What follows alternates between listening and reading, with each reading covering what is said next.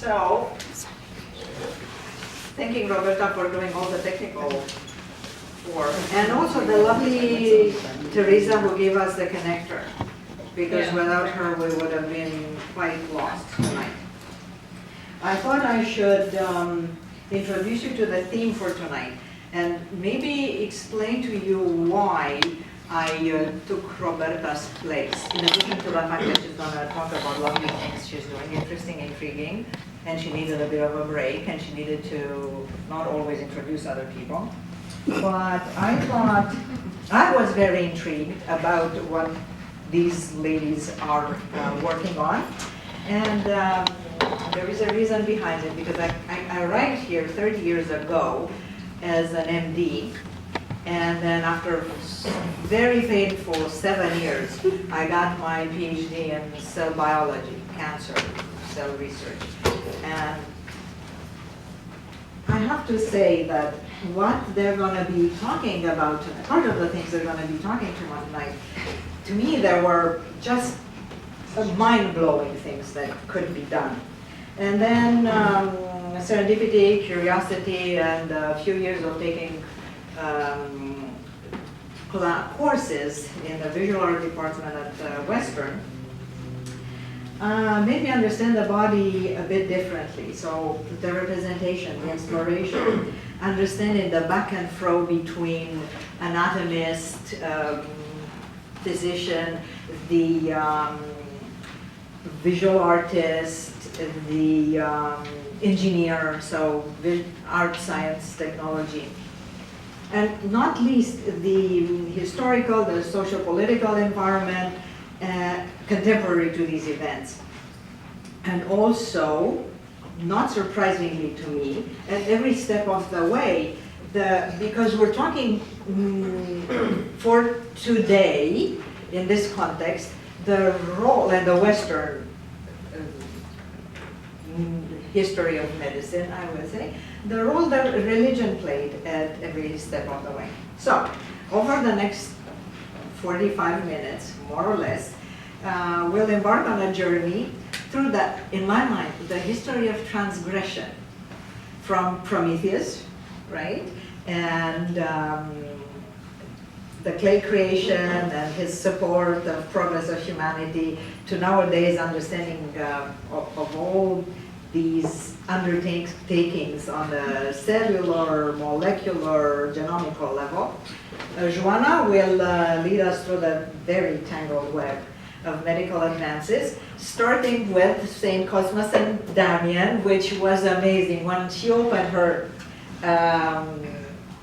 presentation, it was the image I sent her to pick if she wanted to pick. For the leg? Yeah. Oh my God! With a transplant. So that was the one image, and she's going to go through history to today's 3D printing of organs. Polona will add the visual artist cum philosopher's twist. And again, in my mind, I may be wrong, correct me if I'm wrong, the visual artist that today seems to be the gatekeeper and social conscience bellwether. This is how I take it interpreted, correct me if I'm wrong, and we have time for discussions later. And Roberta will conclude by adding the perspective on the consequences, or so understood, of interdisciplinary barrier breaking. So, the human body, its hidden aspects will be revealed differently from, say, the Zalius or the X-ray way. Enjoy the ride, make notes, and at the end, ask questions.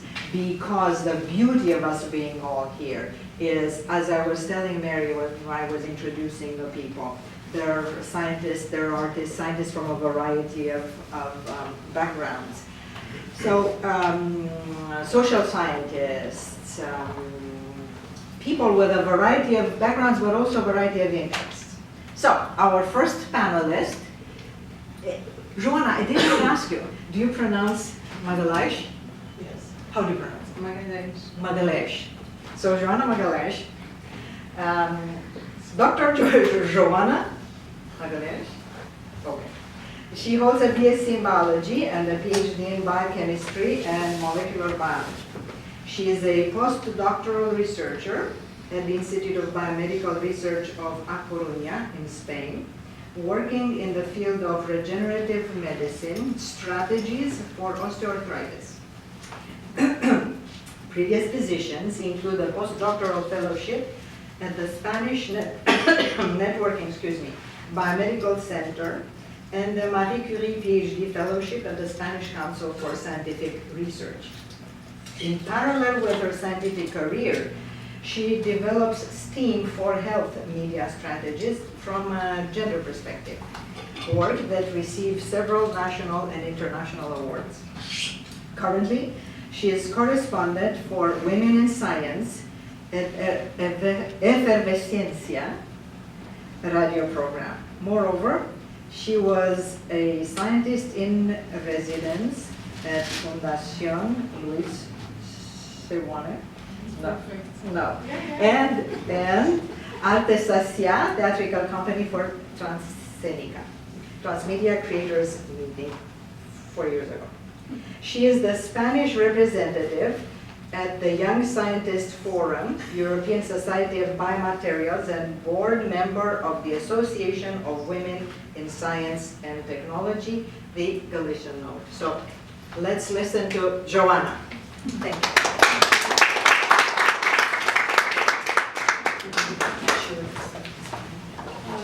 Yeah.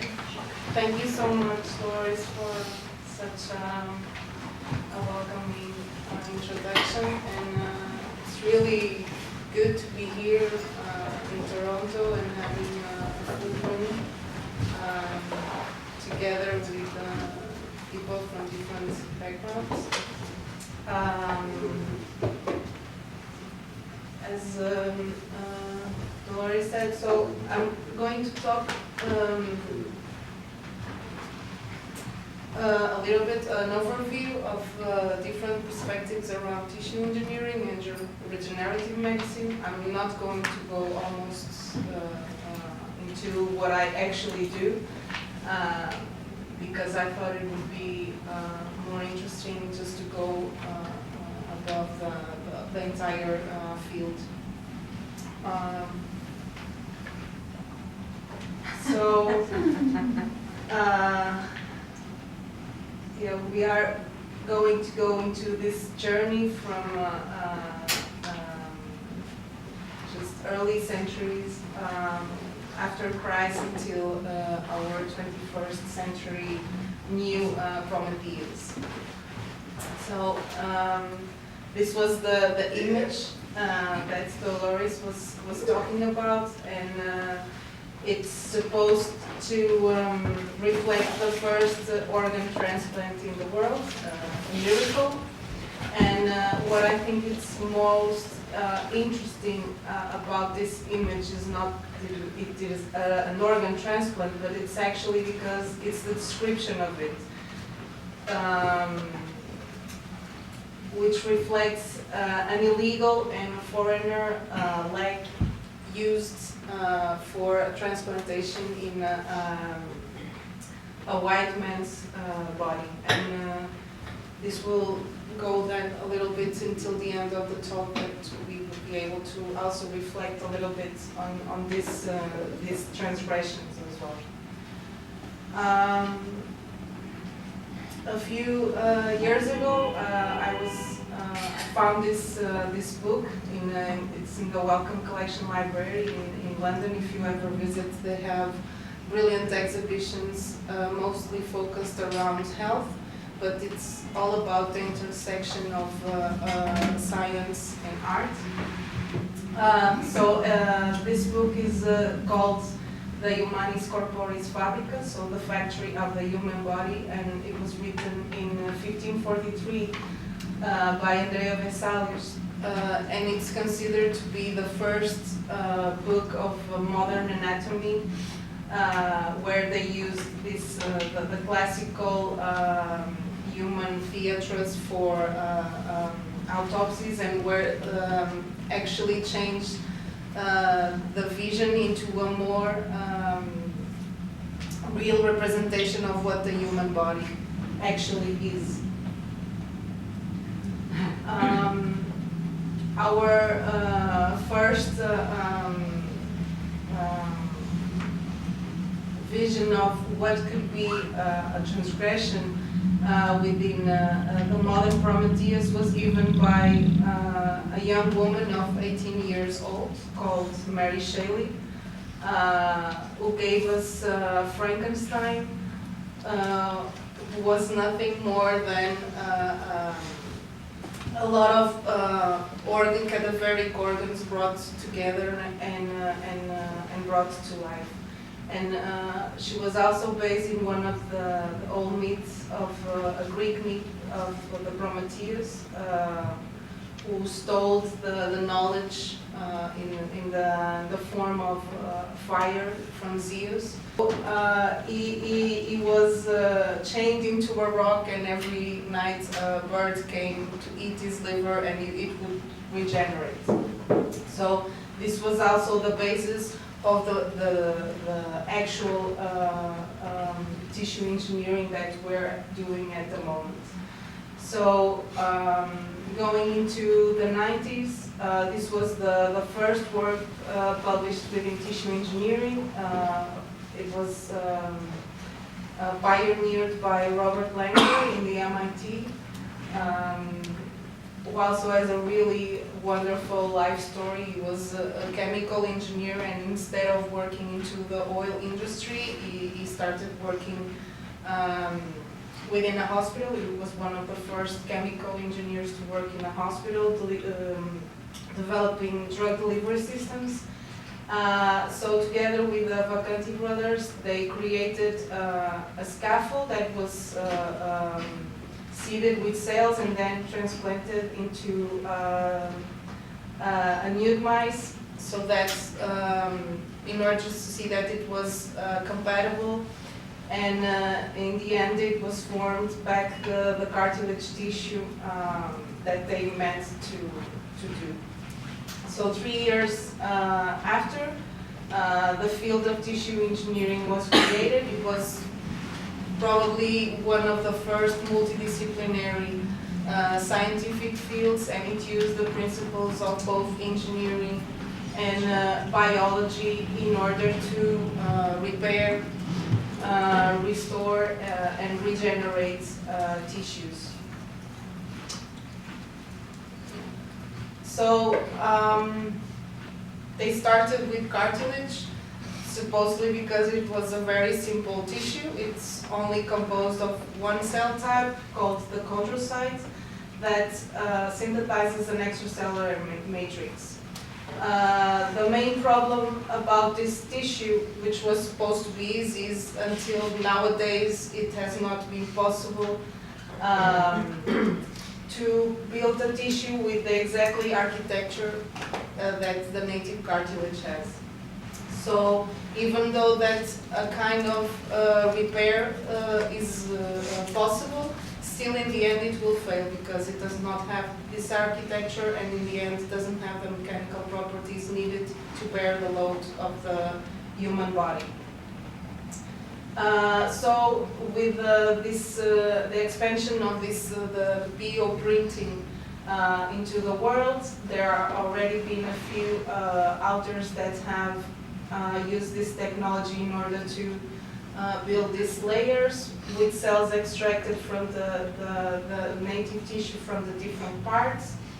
But still we haven't been able to implant this into the human body. Also, another specific limitation is that this is being used for very focalized lesions. So when we already have a cartilage tissue or an osteoarthritic cartilage tissue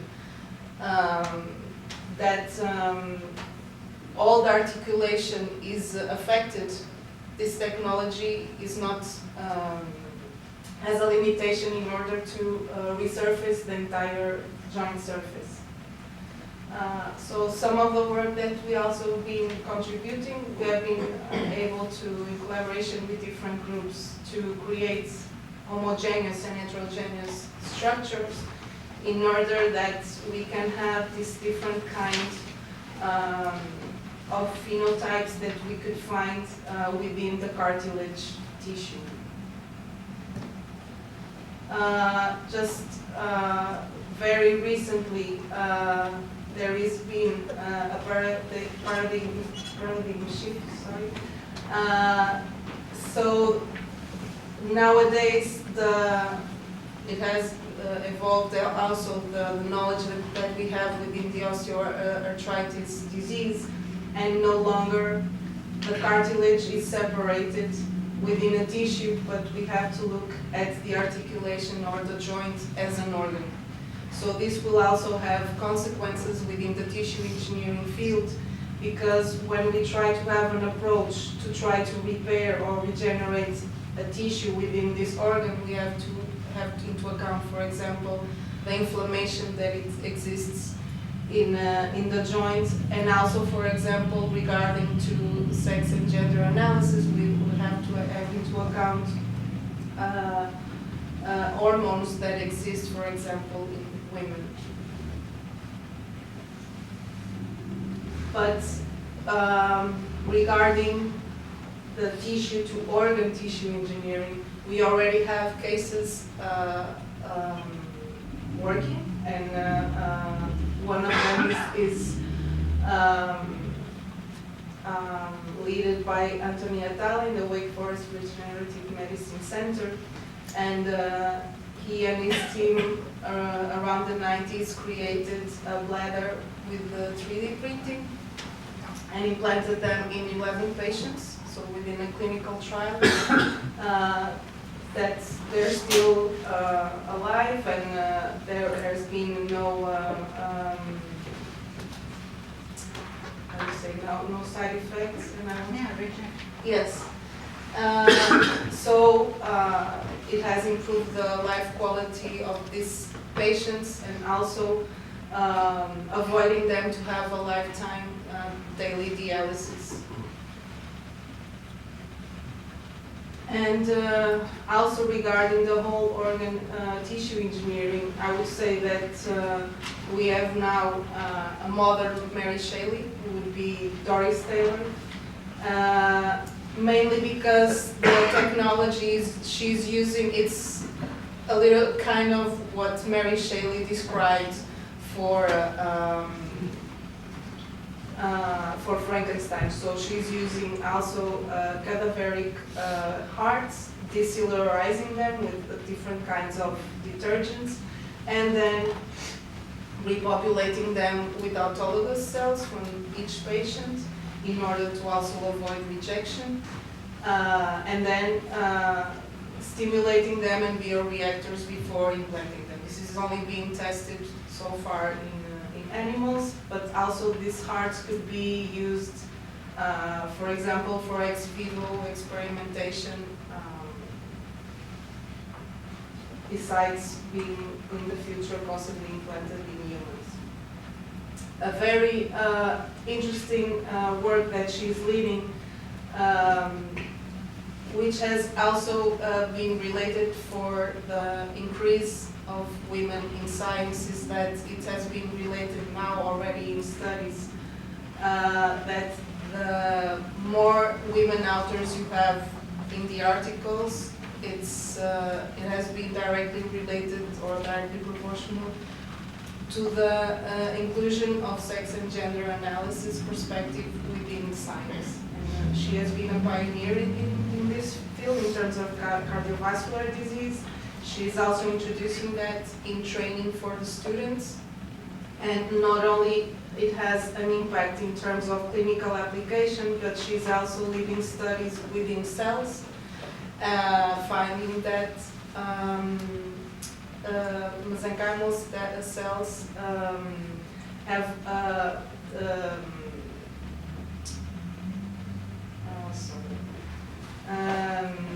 mesenchymal cells obtained from women have shown greater regenerative potential in terms of myocardial tissue.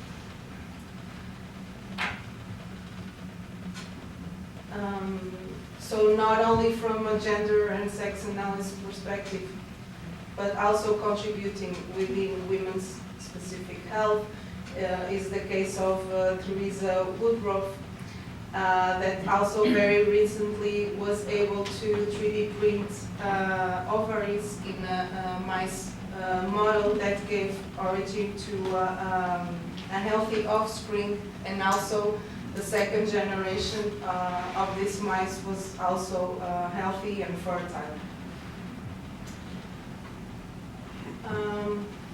In the future, and also looking into the science fiction films, the idea is to have a machine where a human patient can be scanned and then directly being printed on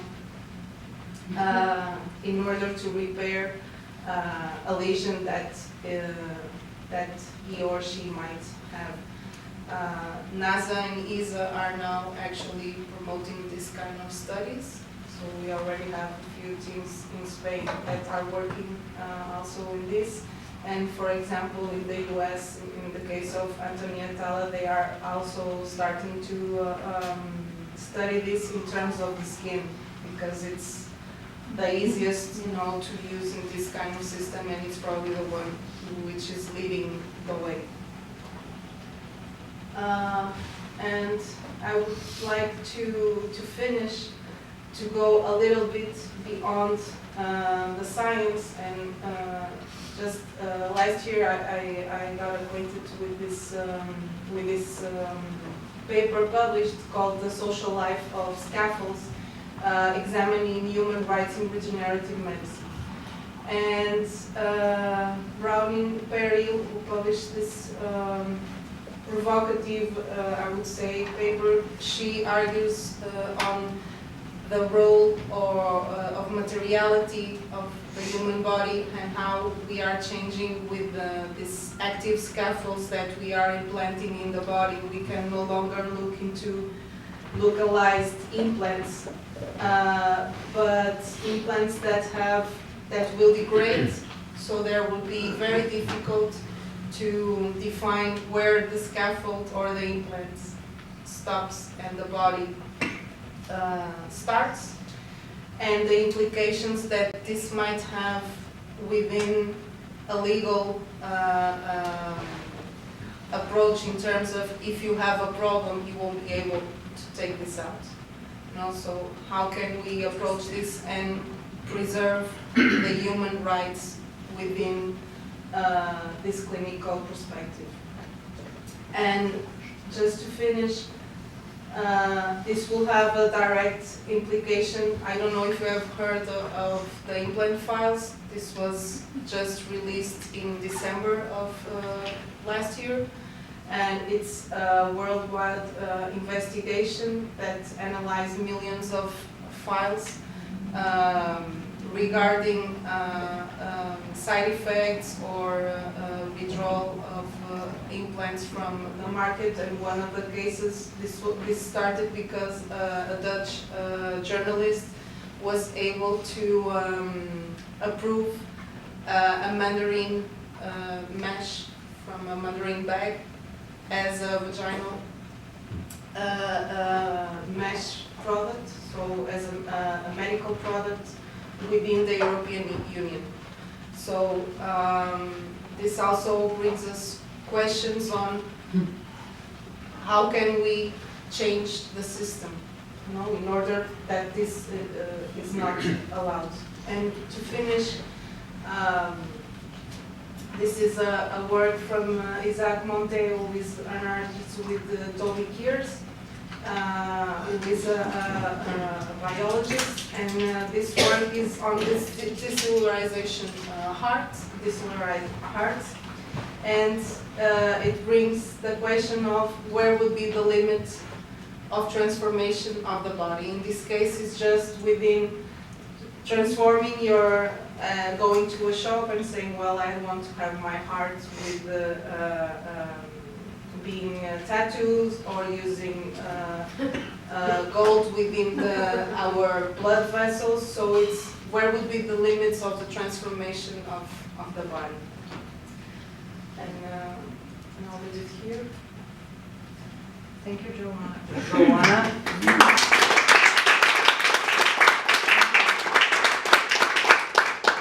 One we're changing. Two things I wanted to tell you. Not two things. First, is it fast? Yeah, okay. So the one thing, for those of you that may not know why nude mice, is because nude mice are immune deficient. This is their breed. And therefore they don't reject. So why do you put a ear on nude mouse as opposed to any other kind of mouse? Because this is what they're meant to be used for. Because they do not reject, because they don't have an immune response. So that you figure out the sequence of events, because you're talking about the structure and about the rejection. And also I wanted to tell you what I heard on 15th of April.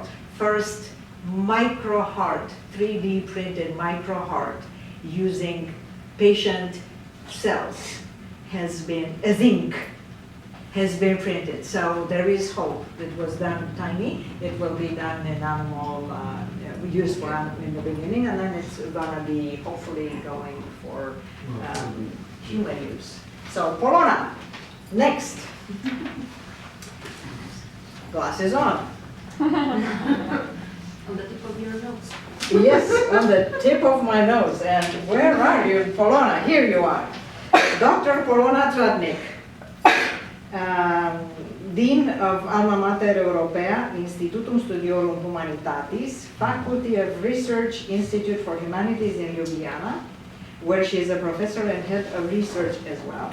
She also teaches courses at the Faculty for Media and Communication at the Singilunum University in Serbia and the Academy of Fine Arts and Design of the University of Ljubljana. At the Faculty of Education of the University of Maribor and the Faculty for Design of the University of Primorska. In 2012, she was a Fulbright visiting scholar as well as a guest professor at the University of California in Santa Cruz. She was a guest professor also at the Capital Normal University, Beijing, the Faculty for Art and Design in Helsinki, and the Universidad Nacional Autónoma de México. She is the president of the Slovenian Society of Aesthetics, so beautifully connected to the nice, the look of our art to be. And she has authored 7 monographs and 1 preceding as single author, including the Hacer vivir más allá del cuerpo y del medio. Art as Intervention and Conquest of the Body, Biopower with Biotechnology, for those of you here, available through the University of Toronto libraries, if you're interested to read. Polona is a pioneer bioartist exhibiting worldwide at shows such as Ars Electronica Festival and the Biennale for Electronic Arts in Perth. So, Polona, please. Thank you, Dolores. Okay, first of all, hello to everybody. Thanks to Dolores for organizing this, and I'm so happy that there are so many of you here, and I'm looking forward to the discussion. And I like the presentation, and I think it was also a good introduction to what I'll be speaking about, because it's close to what I'm doing also. So I decided to shortly present my work in the art and science field, but also to focus on the issue of power in that regard, that I'm also interested as a theoretician. Dolores mentioned this book, Conquest of Body, which actually is a discussion on these topics from a theoretical perspective, so it's not about my work. I would first expose this book because I think it was a really good introduction to the biotech century. It announced the revolution in biotechnology, and by Jeremy Rifkin, where he addresses several things that actually really took place. Among them, for instance, is this one, the recent breakthrough, so to say, of science. I think Roberta might be focused more on this field of genomics and genetics, but I myself actually avoided that. But it's interesting because the field of bioart, biotechnological art, actually, I would say, started with thinking life through computer generation. So life was being generated with computers. And the first actually doings in the field of bioart were projects that proposed some kind of genetic manipulation. But I, however, had a bigger interest in tissue engineering, and I started working in this field of bioart in 2000, actually originating from traditional field of art, such as sculpture. And I was thinking about the issues such as the presence of somebody, of the body in the space, such as, for instance, when there is an apartment and there is nobody in there, you can feel the presence if somebody is living in there. So how do we really inhabit space with what? What is that makes this inhabitation?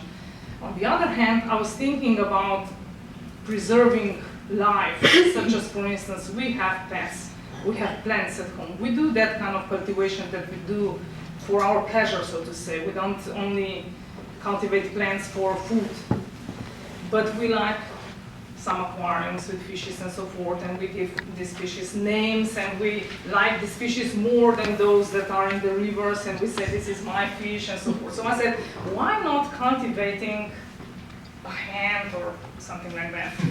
Mine, for instance, or somebody that I like, and to do that in an aquarium next to my bed. Then if you consider about that, like somebody dies and you still have this living entity there, and then you have a kind of power over them.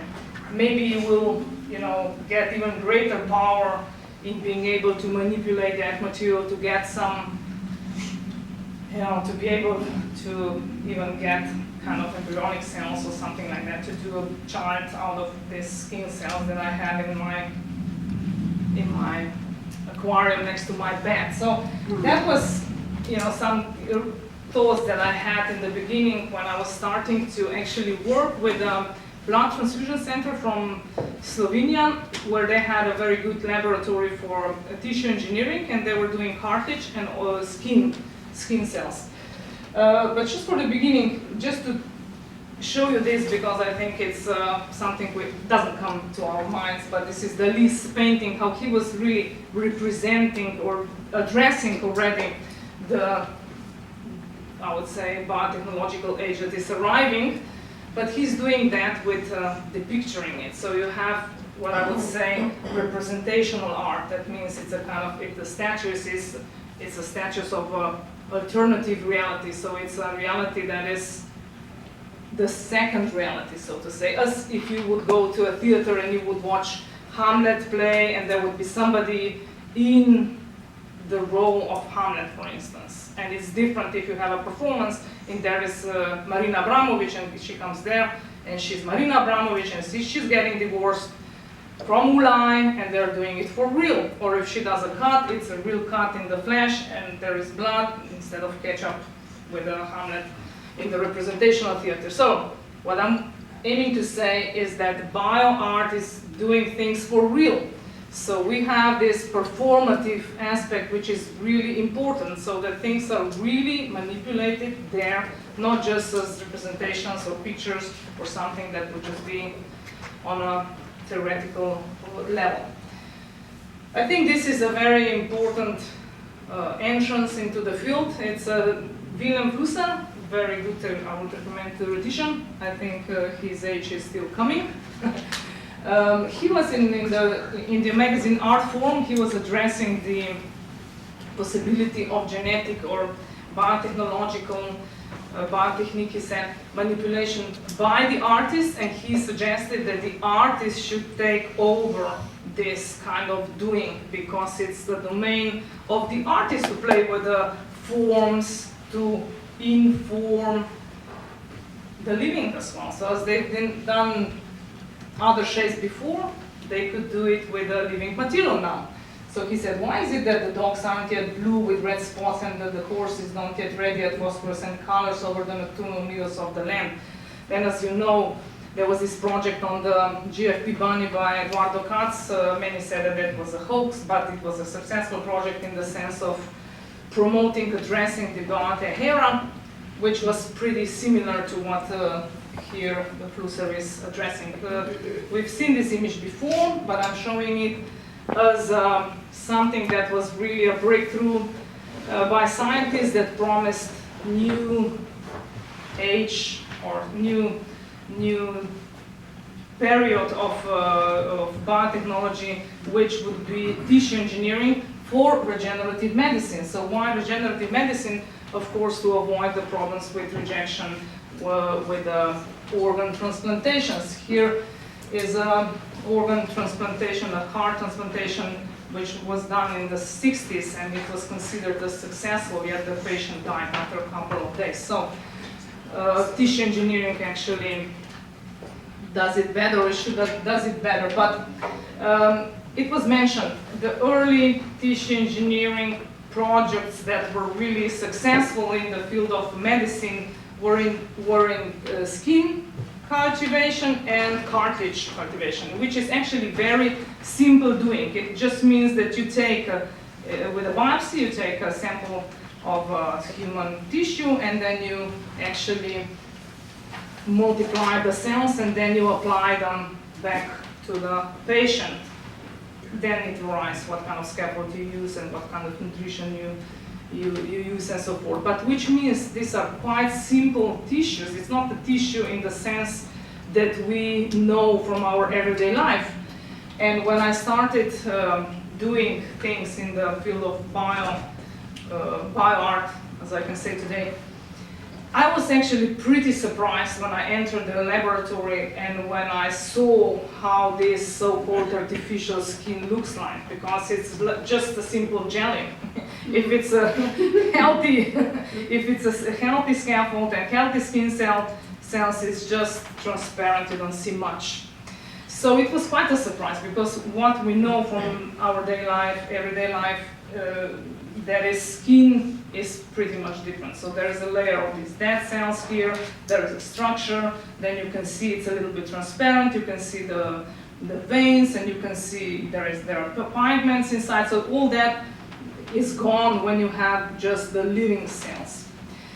So what I'm showing now is one successful example of lab-grown lungs that were transplanted into pigs, so that was successful.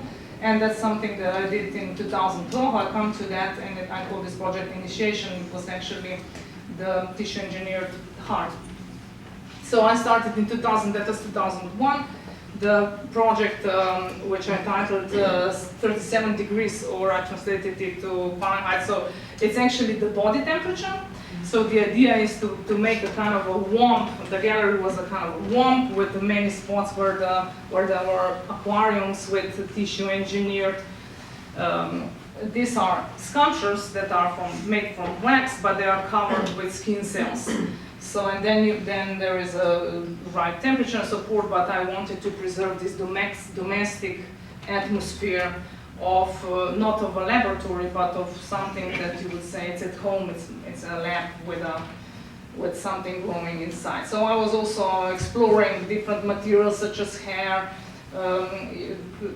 like latex kind of skin. So that's materials that not only resemble, that are prints of my body. So how you actually are leaving the prints, and you're leaving some body material, and you get the presence with all that.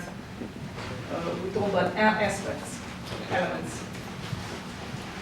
Michel Foucault, I think, is a very relevant author to address the issue of power in regard to biotechnology. He was not really speaking about the arrival of biotechnology, but he recognized medicine as a biopolitical strategy. So for him, he was addressing two kinds of power. One is the anatomical power, so the power that you actually exercise over the bodies in the disciplinary modes. And the other power is the biopolitics, which means power over population. The term that he used for both of these powers together is biopower. That would mean power over life. So I think that with biotechnology, we actually, what we do is we do control the individual lives through doing these biological interventions on singular bodies, but with that we also manipulate the population as the body of the whole, you know, as the people, as the people, so to say. So it's this power that we exercise over singular bodies that is directly linked and is in connection with biopolitics. So it's a biopolitical issue. Eugene Thacker introduced the notion regenerative body because of the option of proliferation of the cells, for which we can do that as what we call the tissue engineering. And in this book that I mentioned, Conquest of Body, I was addressing these issues of power in relation to tissue engineering and regenerative medicine. And as I was actually speaking about this vision of immortal body. And actually what I could say is that with doing that, we are prolonging the active age of the population, which means that this regenerative medicine has a very important political significance, because it makes people to be more productive, to be here for a longer period of time, to give more, and so forth, so to contribute more. But it's, on the other hand, also not something completely new, because we are doing that with medicine since ever. It's just something that enables new options and gives new power to do that. Still, I think it's very important to emphasize that this biopower is not working for everybody. It's a very expensive technology, and I think it's doing new differentiation of the population in the world. So it's going to be available to some, but not to everybody. So I was in my artistic practice also, I was interested in these topics. Care, autonomous life. What does it mean, autonomous life? So you leave some things to live by themselves, but you also organize that, such as you have a garden and you let the plants live, but still you somehow help them. So it's not just let live, but we also work on dependency. So we want these living beings to be somehow dependent on us, such as the bats and the fishes that I mentioned. So that's the idea of cultivation. I think it's also very much connected with this aim to get the property, so that we have something, it's ours. And with that we have the power over, we get the power over life. Hair was a material that I was interested in, and in 2005 I started working with hair. And I understood it as a medium, as presented here shortly. So something that I would say that's very private, that is actually revealing my intimacy, that is something that is part of social communication, because I express myself, I present myself to others, whatever I do with my hair, and I have to do something, even if I don't do anything. So it's always about me, about this communication, how we do and so forth. On the other hand, hair is used as a fetishized object in some advertisements and so forth. And on the third hand, we could say, when you go to a restaurant and you eat soup and you find hair inside, you also feel immediately that is something very personal, and you don't want to get in contact with a cook. that way, maybe. So it's a very strong medium, I would say. And I was thinking about cultivating hair, in particular because there is pharmaceutical industry and so that have interest in cultivation of hair, but in the sense of getting more. So how could we get more? How could we get some from somewhere to be able to have more? The way how I was interested in that was in having one hair and to do the best for this one hair to survive. So I said, okay, let's grow one hair and turn this logic upside down. So we'll put all the efforts on preserving one hair, and we'll use the donors, people who would like to see artistic exhibition, come and observe, to be able to donate. And in that case, I said they were gonna donate their blood in order to get the serum so that we could feed this hair.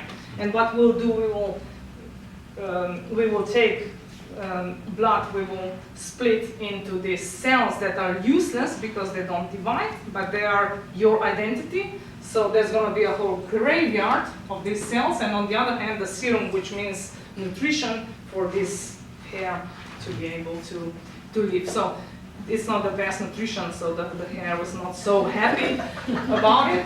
But that was the idea, like having the cell, the hair to grow in a way as we have the fishes. That's what I'm showing. The Dolores mentioned earlier, the nude mouse actually doesn't have the immune system to be able to defend, and we were also considering the option of transplantation of this hair then. And here I actually said, okay, this is a bit, could become problematic because we are using this nude mouse. Nude mouse are actually completely instrumentalized living beings that are there waiting for an experiment to happen. When the experiment happens to them, they're useless, so we don't care. We don't care about them as living beings. So I was starting to think about it, so we shouldn't do that, to transplant hair and use them once again for it. But we should turn this logic again around, and we could say, let's save this nude mouse in the way to rebuild them the immune system so that we could get them out of the labs and have them as pets at home. So instead of instrumentalizing them, we would get them becoming normal, so to say, and then we could have them as pets. And we could use those that were already used and that are useless for science. And again, they warned me that if we would do that, that's what was the plan, so that we would use stem cells, and we could do that, but they warned me that actually there would be probably many that we would kill before we would be able to be successful. So I said again, okay, this is again a dead end. But the idea still, I mean, it's nice, it's interesting from this philosophical perspective, but I haven't done it.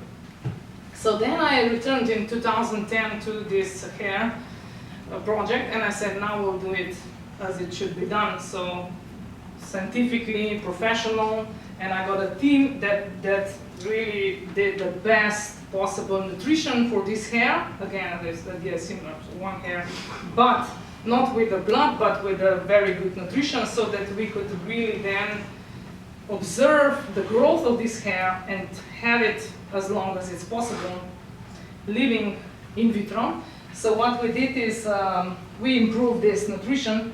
And if do we have time for a minute or something? How many minutes do you need? Because we're a bit over. Okay, I can talk in the meantime, and I can stop it sooner. It's a video which is composed of 3 parts. This is the surgery, this is the laboratorial part, and this is the biostation recording. These are actually 2 hair, because they are taken together with skin from with a biopsy from the body, and you have the whole roots preserved. This is actually out of 64 recordings over a period of 1 month. So this hair is growing or dying. That's the interesting point of this recording. That is growing or dying for a month, because it's coming out of the root. We could say it's actually dying, but it's also probably the case that here you have a new hair arising with these cells that are maybe intensifying there at the beginning. While this one is quite fixed here, which would mean that it's still being alive. So what you see here is a biopsy. So we took the sample out of a healthy human being. Okay, 0 minutes, so I should stop.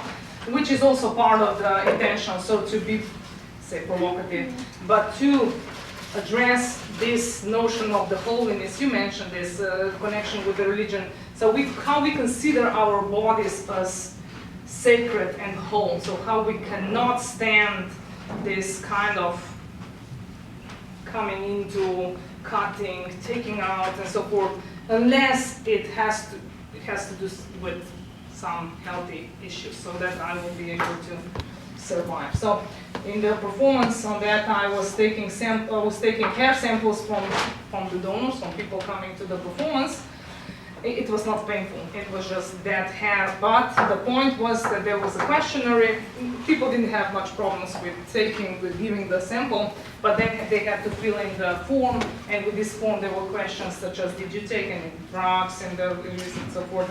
And they felt uncomfortable, with answering that kind of things, but the point was that I was asking only questions that were speaking about what the hair can already say about that. So it was actually not important if they would say that they did something or not, because I could get this information from the hair if it would be tested.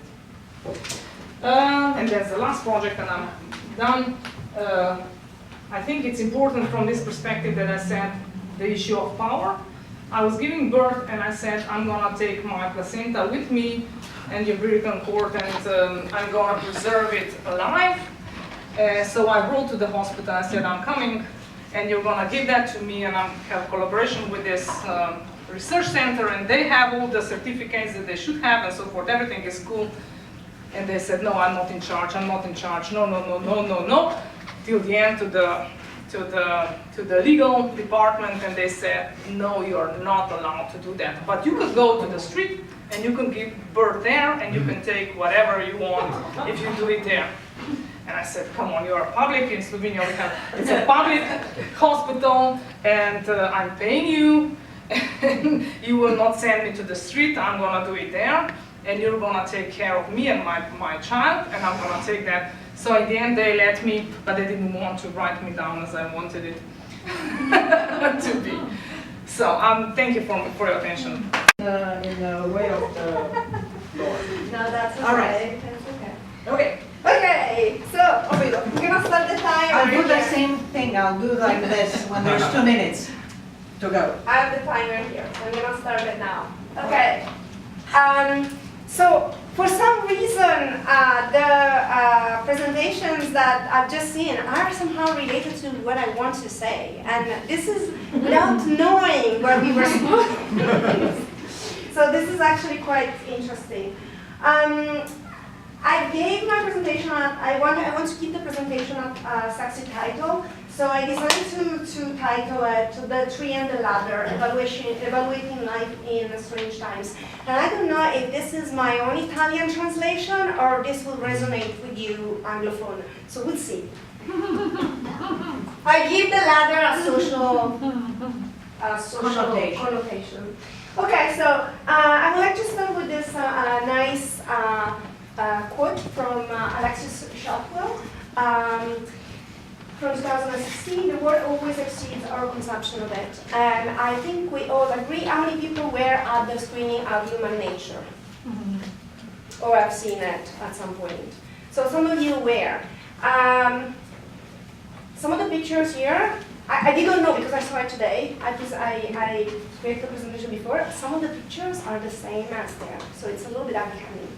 Anyway, so this sentence I think encapsulates pretty well a particular struggle, which is the struggle of the sciences and the humanities to fully grasp and sometimes even speak of phenomena that have inevitably become too complex and refuse to be simplified through a model or a formula. So maybe we need new strategies to understand this new complex phenomena. So my current research, it's a research creation project, so it mixes a lot of disciplines together, including the sciences, the arts, and the humanities, and it examines newly emerging or newly created life forms. These life forms often do not fit the categories defined by traditional taxonomies, and this for me is very intriguing. Not for the usual reasons, actually. So these life forms, just to explain a little bit, these life forms can be Life forms like Joy in Blade Runner 2045, AR, AI type of life form. It can be, but it can be also Graham Wakefield and ROG's artificial life.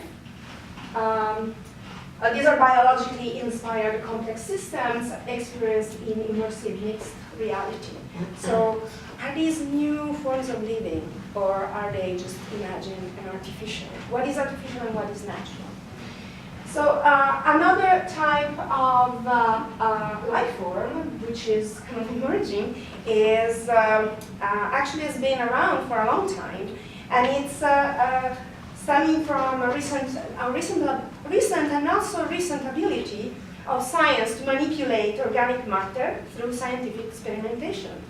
And in this case, we have the featherless chicken, which is a naturally occurring spontaneous mutation, which then has been selectively bred. So nothing special, it's just a question of breeding. For those people who have like some pugs at home, that's like, you can see Darwin. Then we have stuff like GMO mosquitoes, which are another level of new forms of living. These genetically manipulated mosquitoes have been modified to produce sterile offsprings. Or right now with CRISPR-Cas9, I heard today that they are manipulated so that they do not, so they are immune to the malaria parasite. I don't know because I haven't really read the paper, the scientific paper, but I know that for dengue fever they were producing these mosquitoes that were becoming sterile. So basically they were causing a collapse of the colony, with consequences that we don't know. But this is the point. So other emerging organisms though are, for example, this tomcod. The tomcod fish gain hereditary resistance to certain contaminants when exposed to high level of pollution. This is a new form of living. We also have, actually, this is from a scientific paper. The brown squirrel has seen its primary habitat change from forest to landfill in the last 35 years. So from 1980 to 2014. I think the picture speaks for yourself, and for those people who live in Toronto, you know.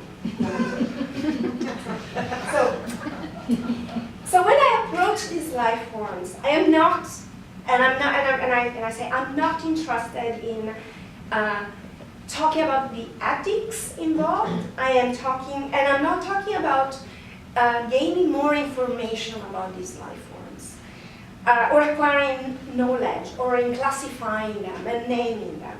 This is not my field, but I wish to find ways to come to terms with the existence of these life forms. Why do they exist? Why these life forms and not others?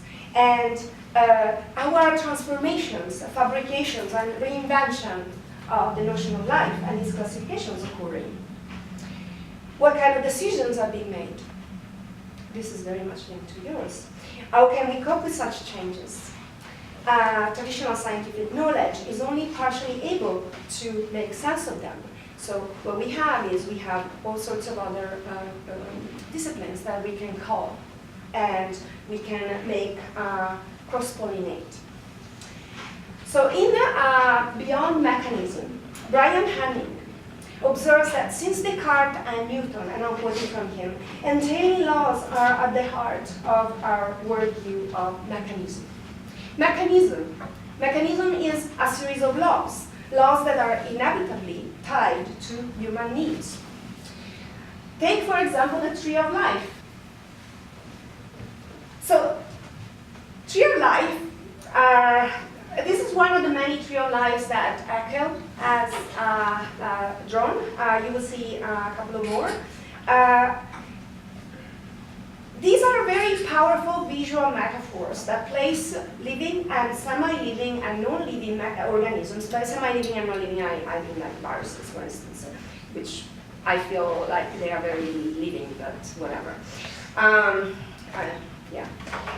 So these organisms are placed in branches and sub-branches according to families and species. The tree of life classifies each species and organisms as, this is another way to see this tree of life in a different way around.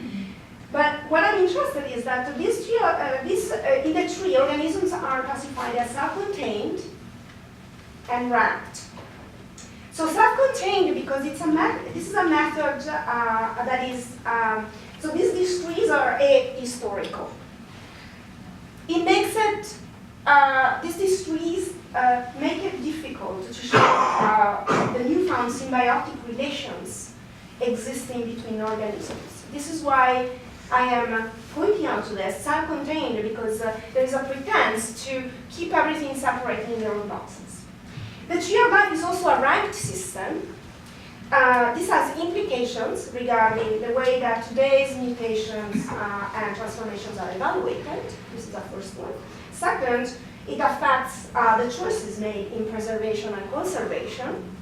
And three, it influences the fabrication and engineering of organisms and other microorganisms. So this is like a huge implication. So these two aspects may actually help us understand what's behind the decision making and what's behind what happens when we are studying, classifying, remaking, and poking around these organisms. So in the blurb that we published, that maybe or maybe not, you read. So I mentioned the contradictions behind the two huge issues at stake today. So one is the rise of biotech, and second, the desperate need to save what is left of a planet that is no longer like we used to know it. This is already problematic per se. The planet will survive. We won't, maybe. Or we will survive differently, but the planet will survive. So we mourn the lives that we are losing to extinction from famine, severe weather, and disease, and this is very sad, but then we dream of bringing them back. And we're bringing back some lost species thanks to new advances in biotechnologies and bioengineering. And I don't understand, frankly, I don't understand, why do we want to bring this thing back? Why? And I don't understand why the implications of exterminating this creature have not been thought of. I was listening to a podcast and I said, oh, the mosquitoes are just bad. They're just bad. They don't have any other function in our world, so they need to be exterminated. Well, the whole issue of ranking and containing that I mentioned 1 minute ago is very much connected with the contradictions that I just mentioned. Thinking of organisms as self-contained facilitate beliefs that you can carelessly use technological devices and scientific procedures to modify, to improve upon natural selection. This is not my words, but it's a word of some very esteemed synthetic biologists.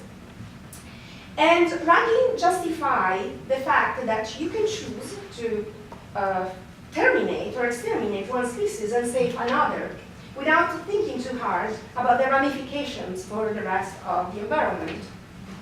In addition, these two criteria encourage intervention that estimate and prioritize one organism as more worthy of attention than others. Why do we like so much the mammoth? So these two criteria encourage intervention that, so ranking and isolating organisms also can explain how many conservation efforts and the combination of fear and fascination for biotechnologies seem to stem from a sort of arbitrary idea of purity that establishes what can be considered pristine, what is clean, and what is natural. One of the things, just thinking about that's one of the things that really irritated me, like yesterday from one of the movies that I saw, was the fact that people were referring to chemicals as always toxic, And they refer to clean as something that is pristine, that is not modified. We will be modifying things for ever. Like, so there is no such thing as a clean thing. There is a thing that is dangerous, then there's a thing that is not. It's not that straightforward. Yeah, and it's not that straightforward either. So it's very, like it's a murky territory that we're going into. So we cannot really say something is black or something is white. Thank you. We have an environmental scientist here, so she knows. So let me just finish with one thing. So all of this, I believe, is very much connected with what Colonna said before. They're very connected with what Christine Biermann and Becky Mansfield call the biopolitical logic of conservation science and science in general. So this conservationism emphasizes distinctions between biological kinds and develops interventions based on these distinctions.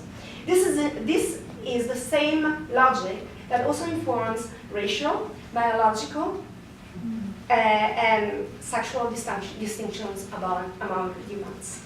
So I just wanted to finish with one thing because I really love his work. You know who he is? Alan Zaleski has been provocatively questioning the politics and assumptions of biotech for some time. As an artist, he questions why it is okay when you do something deemed to be for the good of humankind, but when you do it for art, it is somehow frowned upon. You're an artist, like it's not worth it, right? This seemingly frivolous assertion, because it's a kind of provocative, lays bare the biopolitics governing biotechnologies. It shows how the decision about what is beneficial to humankind and what is not is actually out for discussion. Or for society, it is not up for discussion, but it is socially and culturally recommended. So here is where biopolitics comes into play. So the fact that you're free to do whatever you want. Actually, you're not really free to do whatever you want, but you're recommended. You're highly recommended to do whatever you want. You're highly recommended to preserve something and to save something else and so there is a rule that is socially and culturally motivated as for what is preserved, what is made, what is remade, and what is modified. Thank you.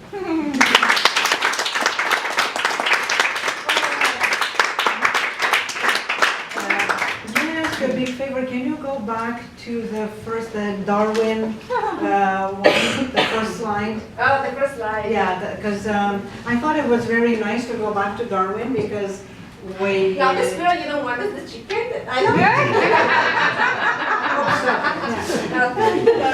Because I think it's much nicer because we keep calling it a tree, but it originally was not really a tree, right? If you look at the nice drawing he made. Yeah, and it looks like a slime mold. By bringing in the tree of life and recalling to us its linkage. Okay, as a social scientist, the thing that comes in, of course, is power, and not just biopower, but necropower, right? And necropower is not simply the not being included; it's the way that death feeds life, and so whose death feeds life. So then that got me thinking about Henrietta Lacks and about her children. Suing so that and so asking, do her cells have the right to sue for their own property and all of the profits that have been made off of them? And then I started thinking, because I was thinking about that with your hair project. What if the hair someday wants to sue for how it was used? But it also brings back to, I mean, the kinds of Malthusian politics that go together with bioengineering, because as lives are extended, then population needs to be controlled. And so which lives are extended, which lives are not. Population that is controlled, it's resources to support the population. that And is Malthusian considered. arguments just come in with a very older argument, which is population needs to be controlled. So ideologically, A solution, it's certainly not the only one. agreed, but that's Malthusian. Let them. That's Malthusianism. Malthusian Yeah. doesn't think through those levels. It simply has always believed that certain lives are worth more than others. So I mean, that's a, I guess I could just start with that and say, what if the hare wants to sue for its rights someday? So Polona, what do you think? Does the hare have children? I don't know, I mean, what about the mosquito? No, you know? The one thing, maybe Joana can help here. The one difference would be that the cells that were, and please, this is a plug, please. I have an essay, go online, read it, about those cells. And I read a lot and thought about a lot of the Henrietta Lacks. Because in my younger life, I used cancer cells. Not HeLa, rhabdomyoma, but nevertheless. The difference is, those cells have a life of their own. Yeah. So they do grow and grow and grow and grow and grow. But with Right? regenerative They are technology, immortal cells can cells. continue to grow. So and grow, the right? hair, unless you supported it in a certain way, it's not an immortal organism. So I think chances of the hair suing are No, the hair is really Slim to none. problematic. That was a real success to have it for 1 month alive. It was, Yeah, that was impressive, actually. We even had to keep the whole root together with it to be able to do it. But yeah, so, but what you're saying is like we've given the citizenship to a robot, something like that. So that Yeah. we Oh, yeah. actually we are establishing that was as you addressed it in the beginning. was assassinated. Create the issue of creation. That I think is important. Yeah, So the yeah. notion of creation that has to do with religion. So Yeah. and with the notion of bringing So this is one thing, there something. is an over an umbrella, an arch, let's Yeah, say. but you know, in the tradition of modernity, art was considered as doing creation. So creating, the artist is doing the work of creation, and therefore the artist is considered as a genius because it's a creation that the artist does, the work of art. The work of art is a product that is actually considered as creation of something out of nothing. So it's his, you know, very,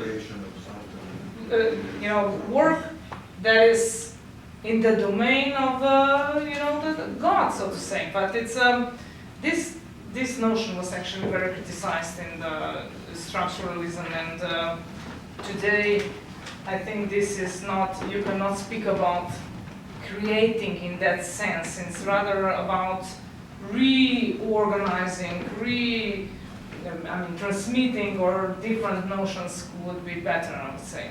Also with this notion of creating something out of, it's never out of nothing. Even if, for instance, if you consider in the Bible is doing, how is the human created out of the rib, right? So it's from something, That it's was already only half of the population. stem cells. 52% of the But because it's interesting because it's from the stem cells, so to say, right? Yeah, yeah. It's from the stem cells, so we're close to that. What do you think, Joana? Because she's talking about that 52%. What's with the 48%? I was interested in the hair suing because, well, you could actually have pluripotent cells from the hair, and you can so, and you could actually, and it's interesting that you actually gave them informed consent, no? Or a little bit like that. So you could actually use, if you get pluripotent cells from the hair, you could have a disease on a dish from every donor that you had for your experiments. And I think from this paper that I mentioned in the end, one of the things that it argued is specifically in terms of the scaffold, and when it's within in the body, it's where are the limits? So how in terms of legal authority can you defend with what is the body and not, and how can you defend life if you don't have defined the limits of the body? So. Yeah, I mean, the other reason for raising Henrietta Lacks is not just like that the cells came to have civic citizen, but that the family, because no profit went to the family and because of the racial politics at the time. This wasn't the case because your hair was, the hair that you were collecting was your own, I think. No, it was, there were donors, but they signed consent. No, they signed They consent. signed consent. No. There was no Donors. consent in the case of. But at that time, there was no need for consent. And there was no consent for so many other And it people had nothing- experimented on for the sake of medicine. And there were all people who were racialized, who Well, were if poor. I may, the hospital where she went to get treatment, that it was open for black people and white people alike, despite the situation at that time in the States. And there was no legal basis that required anybody to ask for, because they were not, just like you were saying, they were not projecting forward. I think there is a huge paradigm shift that happened between that time and now in terms of our understanding of how far we can push our own bodies, our cellular, molecular, genome level. Mary, then Kai, and then you. So Mary, please. So, I was walking down Queen Street on Sunday. This is a story. And the reason I want to tell it is because it's so applicable to this situation. I had no idea that this was going to be the topic. And this couple stopped me and said, "Do you know where an independent store is?" I thought, they want cloth or what? Independent. I said, I don't know independent store. And then another young couple stopped and they said, "Oh, independent store. Yeah, that's that one down Peter." And I said, "Well, why do you want an independent store?" Independent of what? He says, "I want to get some low-fat bread, and they have the best low-fat bread." And he was sitting on what I thought was a wheelchair, but it was a walker. And I said, "Well, it's not that far away, but I don't know if you can walk." And he said, "Yeah, I'm supposed to walk distance because I have to lose some more weight, and I have to get this low-fat bread." He says, "I'm having a double lung transplant as soon as I get my weight in shape and am stronger." And he was a young man, about your age, David. And so there they were going, you know, they've been waiting 2 months, and they don't know how long they'll wait, of course, but they're going to get a double lung transplant, and they've been told that people that have them, it's just like new again. So, I mean, aside from the hair and the complications, this is such a good news that you're working and doing science like this. Yeah, it's a balance. Right? Yeah. As Roberta was saying, we cannot predict the consequences of all. You know, we're trying. We're doing much better, but we can't. So Kai, you are next. Yeah. Sorry about that. Yeah, just I was hoping that you guys can help me understand with the biotechnology that's been going on for some while, with art and creation, and often talk about creation and making something new, and there's a little bit of like curiosity or freak show or whatever, how you would like to see as in terms of creation.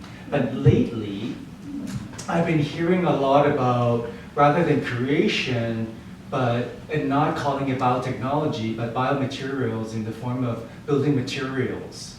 Architecture and design is heading towards looking at regenerative building materials.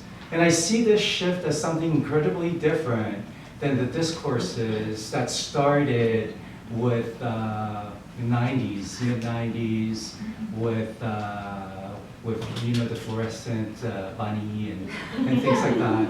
So I was hoping you guys can explain that, help me understand what's going on, because it's very convincing, particularly when it's couched in climate change, human resilience, and the way in which we can cohabitate or habitate in live material. Just a second. What's your name? Bill. Bill. So just so we're all mentally prepared, there will be Bill and there will be Stephen, right? Oh, thank you. Ooh, let it be right.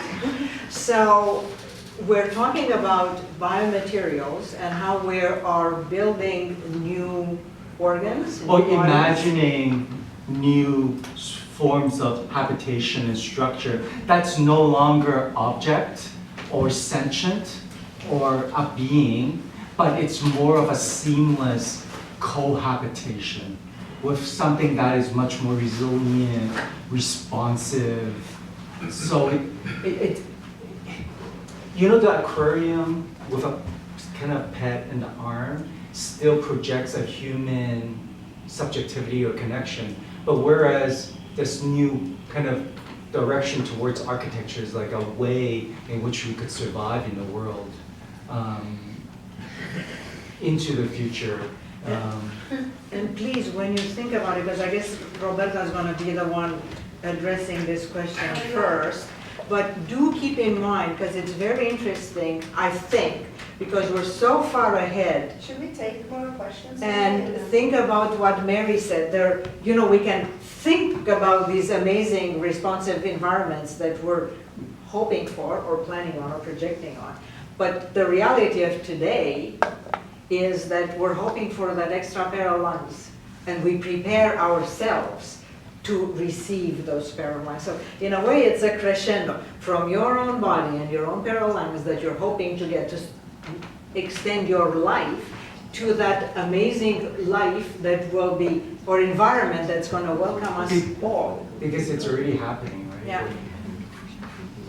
I really like your comment. That's what I mentioned before. I wanted to, so that actually we have moved from this paradigm of creation of object orientation, artifact orientation, and this doing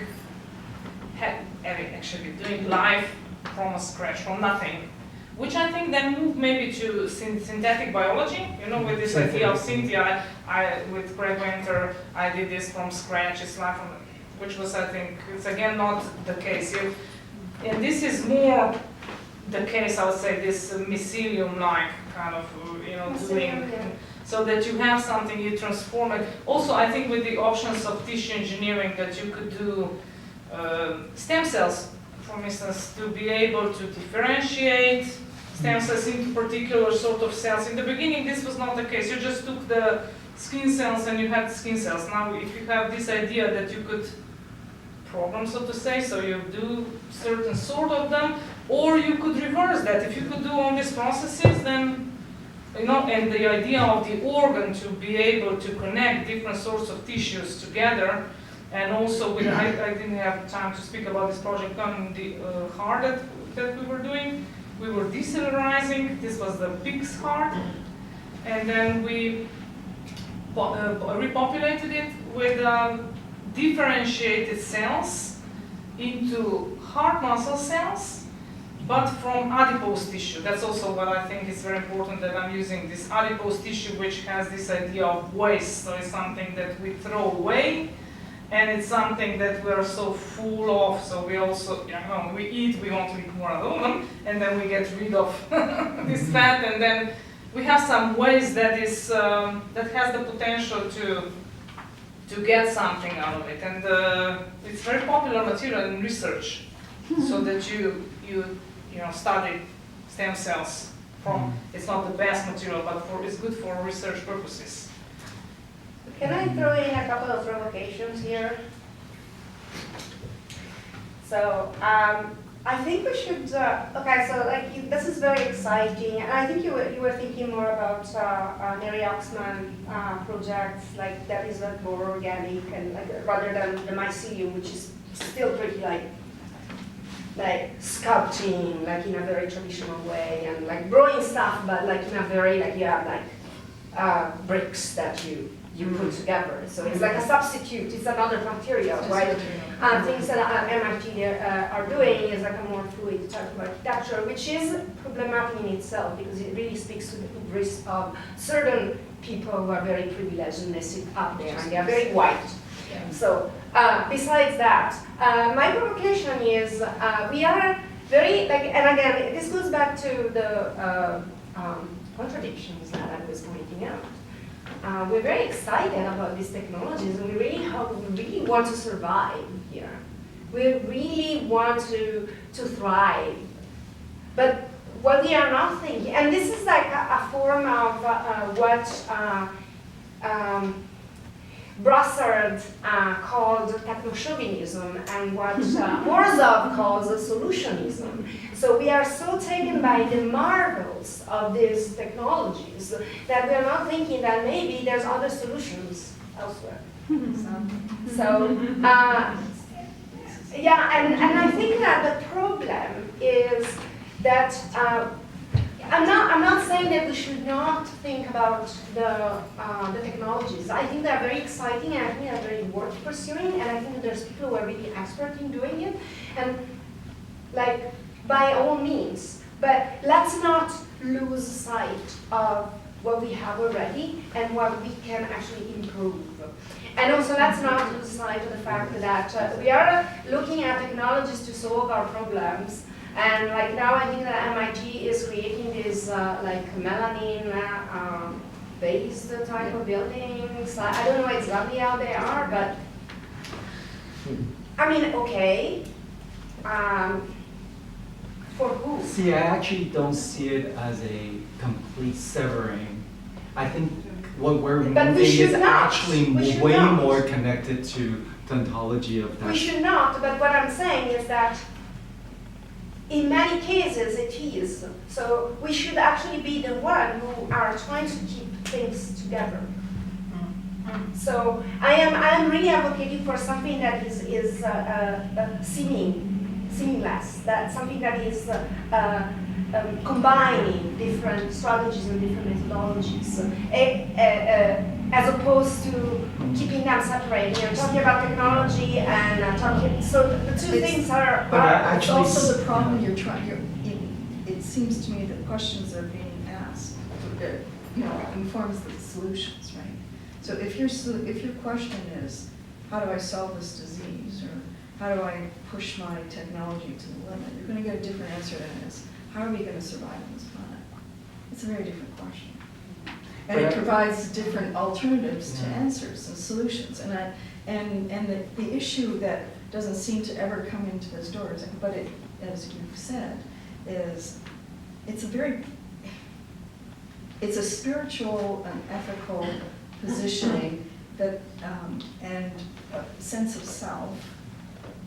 I don't use the academic terms, but that position us in the world in a certain way, and how this striving for technological fix or anticipation of what is going to happen to us environmentally and how we're going to be able to adapt to that change, rather than looking at our place in the world and how we interact in the world, it's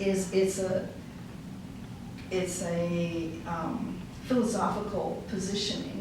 And if you look historically from a social science point of view, how we as human beings in this world have changed our relationship to our environment as a result, it's a very Western, technological, capitalist point of view to solve the problem by monetizing, creating these monetizing solutions as opposed to Well, that's another problem.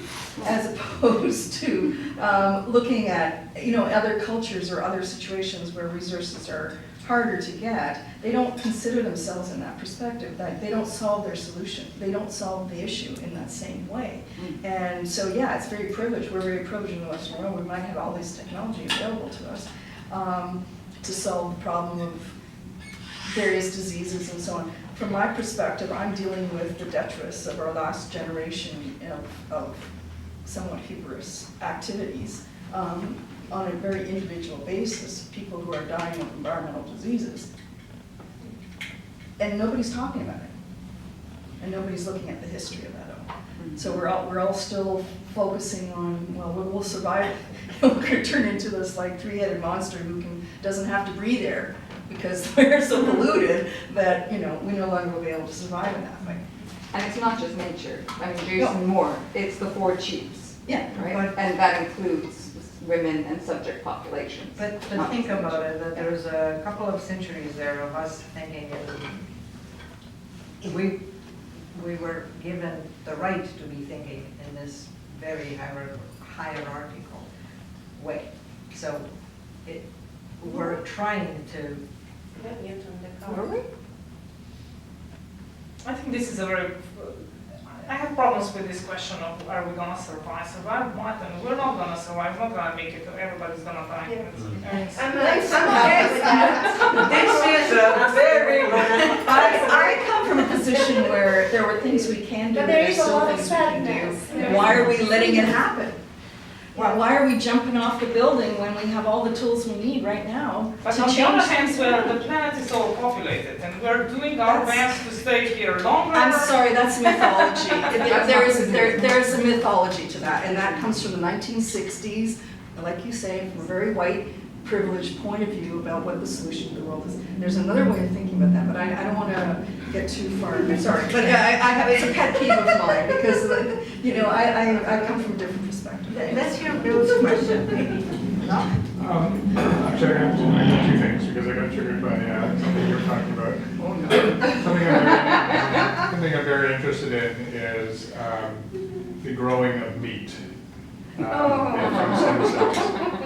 Because I think that's a huge game changer if it happens. Like right now, grown meat is $20,000 a kilogram, but assuming that comes down and assuming it becomes a mass-produced quantity, it becomes a game changer. It changes our relationship to animals. It changes the whole the use of resources, more efficiently and things like that. So that's an interesting thing. But actually, the reason I put my hand up is I had a question about the concept of cells suing, and I was wondering if you could give us some more context on that because I couldn't follow what was going on there. Is there an indication? Oh, I just started it because the children of Henrietta Lacks. I don't know. So Henrietta Lacks was a black, poor woman who had a very aggressive type of cancer. And when she went for surgery, unbeknownst to her, the treating physician harvested some of the cells. And unbeknownst to him, because it was procedure, she would do that to all his patients. But unbeknownst to him, and I would say the manna from heaven for cancer research and research in biology in general, these were cells that were immortal. So there was a colony that kept growing and growing and more daughter cells and more daughter cells and more daughter cells. But the social context is that she couldn't have gone to any other hospital because the way that racial politics plays out. Yeah. So the hospital that, because of racism, she went to, she was not informed of what profits were later made. There were her own child died 4 years later because essentially the family couldn't afford all her children for her own suffered treatment. And the family never benefited. So it's the son saying our family never benefited from this. So the key question is. So the doctor who did the prelevation of this tissue and the biologist who had the cells, the two people that did that, didn't profit at all. No. But later on, this became big money, big money. And you buy these cells to do experiments with them. And And her I cells think are the it's, basis. And this is I just think a it's his creative legal strategy. grandchildren. It's his Yes, grandchildren, you're right. And it's a not the very children, creative legal strategy that's that being used. are trying to share these profits because it's biomatter that was part of that, as you were saying, how do you distinguish between something that was your aggressor and what killed you, and something that is your own body? And because there were other cell lines afterwards, and there were some efforts made, and then legislature is now in place. And the family, the grandchildren of Henrietta Lacks are saying, well, our mother died, our uncles, aunts, whatever, it was a horrible situation, right? Why can't we get some of these profits? And But this is as also happening around the Joana time would of the say, it's not a need, because if you don't have the legal system or power, and it's retroactively to get changes, particularly when you're black and poor, that's not gonna happen. Or in any case, not very easily. And this is the way I see the issue. Joana, you know better the legality of it all, in terms of where are we going with the tissues that were us, that are not us, or you, Roberta. It's also very different. I don't know how it's legislated in Europe, but in the States, I was doing an interview with a transplanted person, and the transplanted person thought that the heart, I think, that he had received was his, but it was not.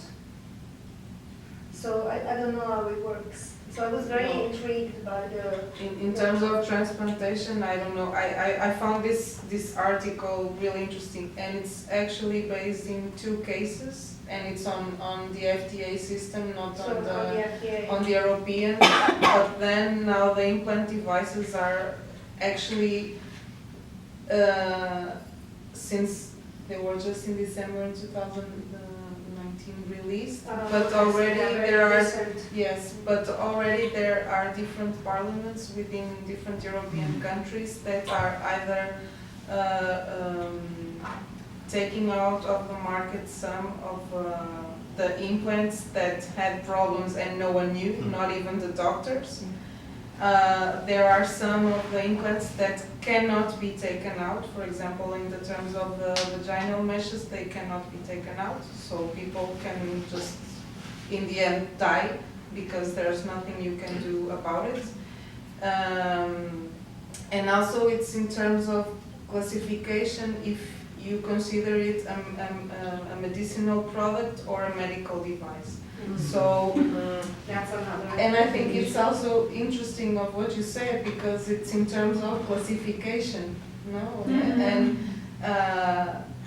how do you define what it's life and isn't, and how can you act legally from that? And for me, that was nothing I have never considered about it.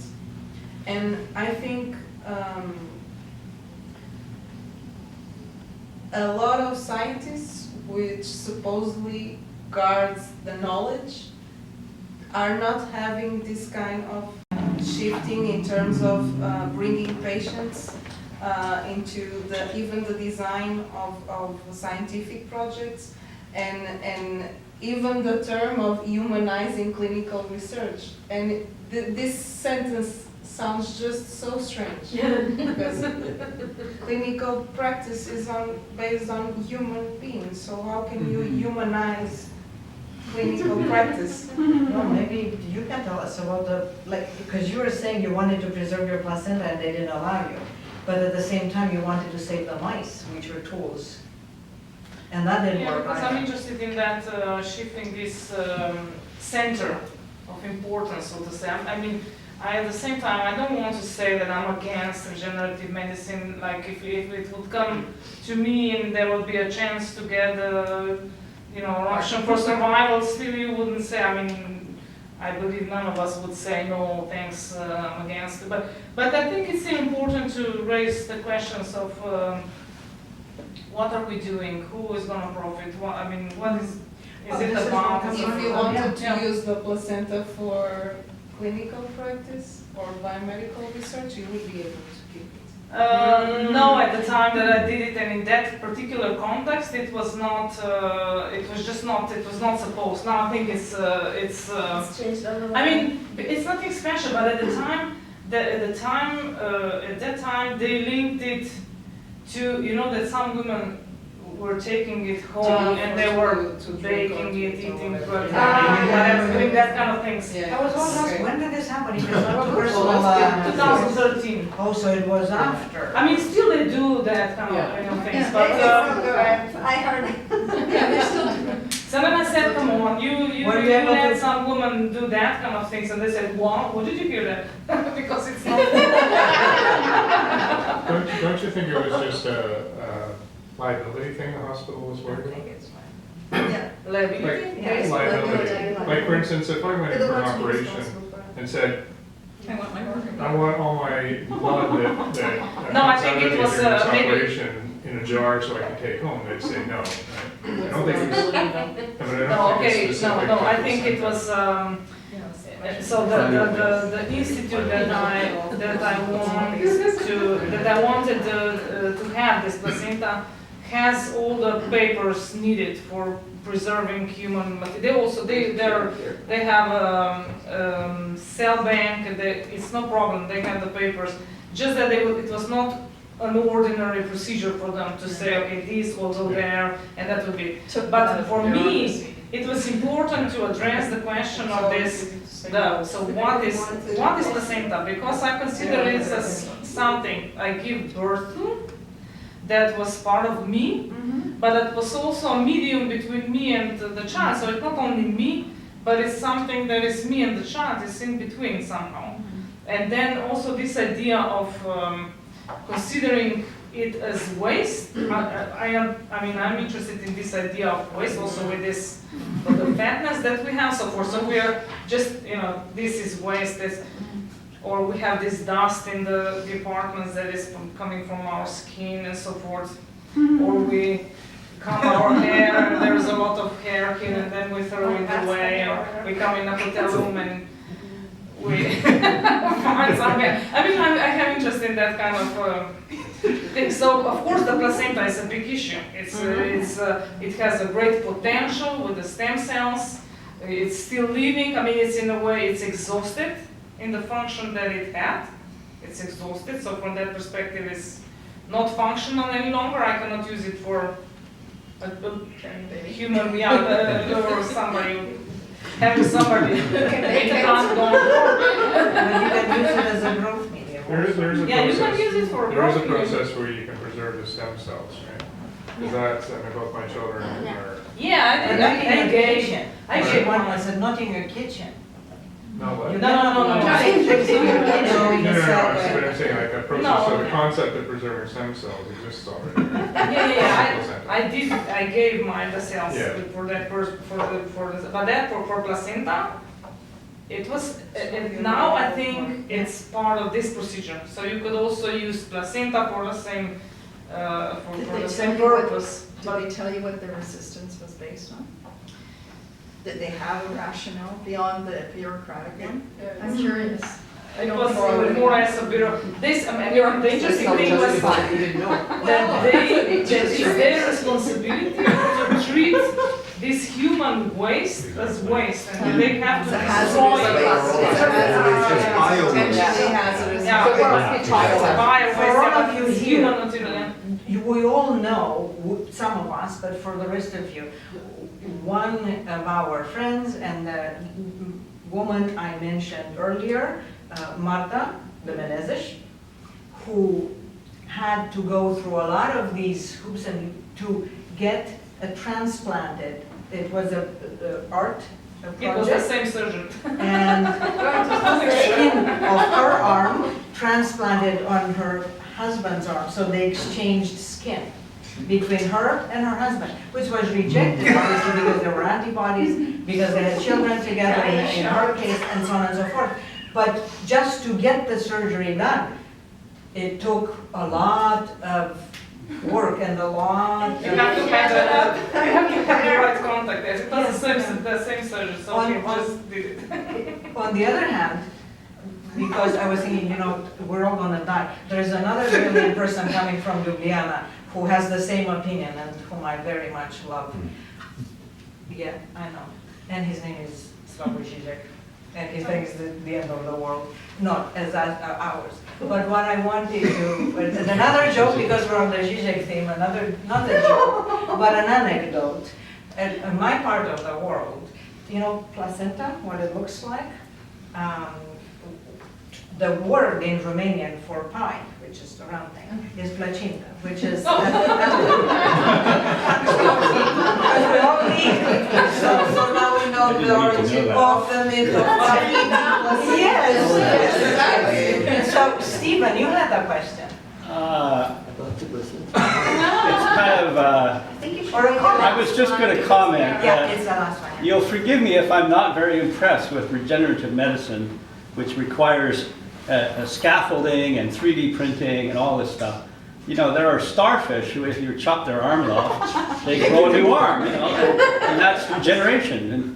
And it seems to me that our hearts did not need a scaffolding to form in the first place. They self-organized from, you know, the embryo and so on and so forth. So real regeneration is still miles from what the technical people Well, but do. think about it, because we're thinking about it, not only starfish and whatever. Think of Prometheus and his liver.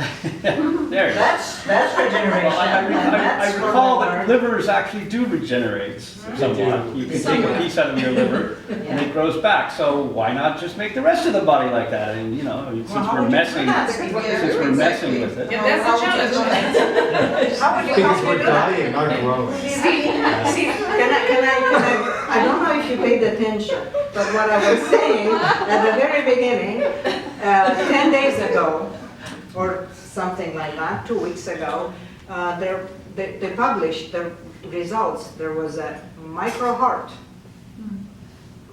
Okay. 3D printed, all, so I don't That's still printed, screw right? up, using patients' biological material, so complete matches the immunological, cellular, biochemical, and anatomical properties of the patient. So you So can his regrow it just outside your body. And then you Because put for it back. now, Yeah. how else would you Grow do it it, somewhere. Steve? How else would you do it? How would you program our Well, bodies I don't know. to I'm regenerate? not a biologist, but it seems to me that the real regeneration is when, you know, the animal or your heart can be fixed by the same process that it was built with in the first place. Well, I mean, if we That's have the Then it thing, sounds you my need to body know regenerating, the let's just make a new copy and But it's get it not so over, you far know. from it, like for instance, with the stem cells, you're using your younger cells that have better potential of regeneration, Yeah, okay. that's the idea. But to regrow your finger, for instance, if you get it cut. Yeah. I watched a documentary on somebody who was doing experiments with, you know, with this matrix of the organ. When the organ gets decellularized, then you Yeah. get the matrix. Yeah. So the biological Scaffolding. yeah, but not the printed artificial, but natural. Yeah, the natural. It's in a way intelligent to say that it's able to organize the cell to grow the way they grow in the body. But Which the is body, interesting the body that- made that scaffolding in the first place, right? It didn't, you didn't need to come along and give it a scaffolding. But maybe the Yeah, body but didn't well, get it's that able cell. to- It's programmed Yeah. into the cellular organization, so to say it doesn't need it is not correct. We all, I mean, as a living organism, we need scaffolding and we need supportive nutrients to keep us alive. That's the Yeah. bottom line. But the question is, you know, you're saying, is spontaneous life possible to regenerate ourselves? Yeah, I mean, is that a CRISPR Yeah, question, exactly. right? Like, is Yeah. that a question of gene editing the cell within already my heart to, But the Or assumption that to it clone is ourselves. self-generating, that the origin is by itself, Well, the from nothing to CRISPR something, but technology maybe is it's not. self-generating. Maybe it's something to something. Yeah. Maybe we're gonna all live in adipose architecture someday. It is, Or but maybe some about- things are not meant to self, like blood cells constantly self-generate. They're Yeah, being created in that's- your bone marrow, but there are some things, you know, you have a finger, it's Yeah. supposed to be a finger only once, you know, so you lose it. Cancer self-generates or regenerates. Well, cancer Well, cells have that's where mutations. That's why So that's why CRISPR they works do the way it does. Is Yeah. once it's injected, it's self-generating. You don't have to produce Mhm. 50 million Hair's CRISPRs. You just need to produce one in the right location Yeah, with there's the right like change. the way things evolve, Chop right? all your So neurons things and that push you back. need to self-generate for some reason. So, But- you know, We your don't heart know doesn't why. We came with an Why instruction do we manual. want Let's to go just have a there? Is my conversation with question. the We want to end. become immortal? Is that our intent? Is that what everybody wants, to become immortal? No, Because I don't that's think where that's we're the headed. issue. It's and not. it- It's just not that. I don't think it's just But wanting that's, to be immortal. Right, so it's- but, I mean, yeah, that's so where, I mean, it's not- essentially, that's where this line of inquiry will Wasn't take it us. Woody Allen who Because one said place that he it wanted takes to us. achieve immortality by not dying? But what's the absolute intent of it? That's what I'm Well, saying. but this is what I think Cosima's getting at. It's not only to live forever. It's also, I don't think it's about, She I don't think sometimes- the question is what is the absolute intent of it? I think the intent becomes an interesting question when you look at in whose hands those technologies are. But as these things are being cultivated and studied or researched or explored, that's the intent. That is the absolute intent. So that's actually not an egregious answer, because we explore things all the time and we speculate, be it through art or through science or through mathematical formula, you're exploring. So we already have it, sorry, I have a bit of a cold, but we already talked about a term for that, which is, you know, the genius that artist as creator, blah, blah, blah. So I think you already know what that answer is, but from somebody who I heard say earlier that your question informs your solution, I would offer to you the idea that you might want to reform your question, because I don't think it's the right question for the kinds of things that you're trying to cope with and understand, and the kinds of things that all of you are exploring. It's a straw man. The question of intent is a straw man, and you only get so much fuel out of that before you break down and you no longer have conversation. So I think that each one of those people have started to answer that question about what is the intent in various ways. But I certainly don't think, I think it's an unfortunate default to suggest that these things are only for the ultimate intent, say immortality, or whatever the ultimate intent. I am not a determinist. I'm not a technological determinist. So I would take offense with the inherent technological determinism in that. Because you can see that these are actually very, very, very different hands that actually provide very different paths to speculative futures, which to me I find more exciting than the idea that I'm a pack-a-day smoker. I don't know that I deserve a new heart when this one fails. Yeah, You know, no, literally. I would Anyway, I'm also- making a joke, but I'm just saying, like, I think that those are, whatever these technologies are used for, and they're going to be used for various things. With 8 billion people on the planet, it's not about a democratic decision anymore. I don't know what the right solutions are. I'm not by any means suggesting we take democracy away at all. Don't hear that. I'm just saying that it's too easy to say that it's just this ultimate. It's fatalist to me, and I'm like, that's just taking away my agency, and I'm offended by that. But I think the question that you're posing is a question to historians. I actually am an historian of science. So can I say, Yeah. that in that sense, this is a question of, is it pessimistic to say that new technologies will be used in ways that reflect the values of the societies within which they live, and so new technologies have all sorts of potential, but they will be used in racist, classist, all kinds of ways. Of course, That's not I'm not denying pessimistic, that at all. that's not I'm just fatalist, that's suggesting- just, But that's a I'm historical. suggesting, but again, that's a straw man argument, to only land there as that is, Oh, is right. that, Yeah. that's the only Yeah. complicated Yeah. thing we're Okay. worrying about, then we can sit in the room and jerk off all night, because Yeah. we're not gonna get anywhere with that.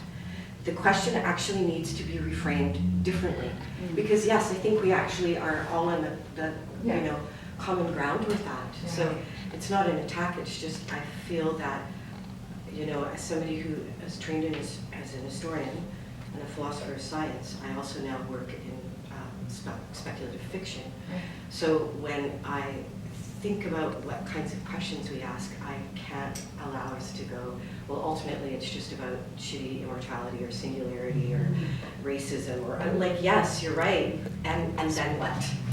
And then what? What's your next question? Because that's what I hear these. I think what that's the hear artistic question. in front of us, is going like, I don't actually know if this is the right question, but we can't stop at that one. We're able to ask the question, not to have the answer for it, but yeah, absolutely, it's the questions that we ask that inform the answers we get. And are we asking the right questions when we do this? And I think that touching on this idea of a creative exploration and asking a question, why aren't dogs blue and red with red spots or whatever? Why are we forced into this box that we have? At the same time, from my perspective as a historian as well, that's where I started in history of technology. We don't seem to take any responsibility for what we generate. And I know that was a question in the movie, and they said, oh yeah, well, it's all about who holds the power. Well, we already know who holds the power. We're going to be able to change that while we're doing this, the process. You know, they thought that the computer was going to be the next democratizing, you know, the best invention since, you know, whatever. Yeah, Teresa, this is the last It's just one. a question for both of them. Where are you going with your practices right now? Well, This is more. Yeah, which one? Ooh. Can we take this to a pub? Yeah.